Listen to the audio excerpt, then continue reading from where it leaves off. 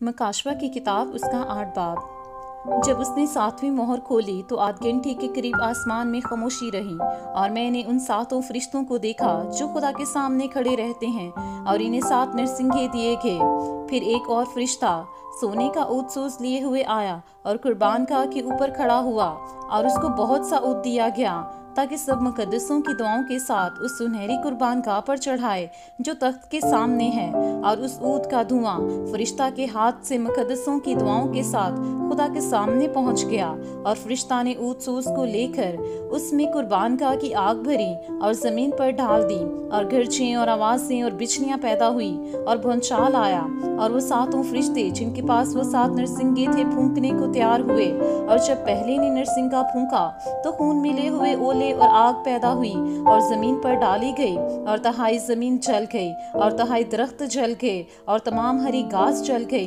और जब दूसरे फरिश्ता ने नरसिंगा फूंका तो गोया आग से जलता हुआ एक बड़ा पहाड़ समंदर में डाला गया और तहाई समंदर खून हो गया और समंदर की तहाई जानदार मखलूकात मर गई और तहाई जहाज तबाह हो गए। और जब तीसरे फरिश्ता ने नरसिंगा फूंका तो एक बड़ा सितारा मशल की तरह जलता हुआ आसमान से टूटा और तहाई दरियाओं और पानी के चश्मों पर आ पड़ा। उस सितारे का नाम नागदोना कहलाता है और तहाई पानी नागदोने की तरह कड़वा हो गया और पानी के कड़वा हो जाने से बहुत से आदमी मर गए। और जब चौथे फरिश्ता ने नरसिंगा फूंका तो तहाई सूरज और तहाई चांद और तहाई सितारों पर सदमा पहुंचा, यहाँ तक कि उनका तहाई हिस्सा तारीक हो गया और तहाई दिन में रोशनी ना रही और इसी तरह तहाई रात में भी। और जब मैंने फिर निगाह की तो आसमान के बीच में एक उकाब को उड़ते और बड़ी आवाज से ये कहते सुना कि उन 3 फरिश्तों के नरसिंगों की आवाजों के सबब से जिनका फूंकना अभी बाकी है, जमीन के रहने वालों पर अफसोस अफसोस अफसोस।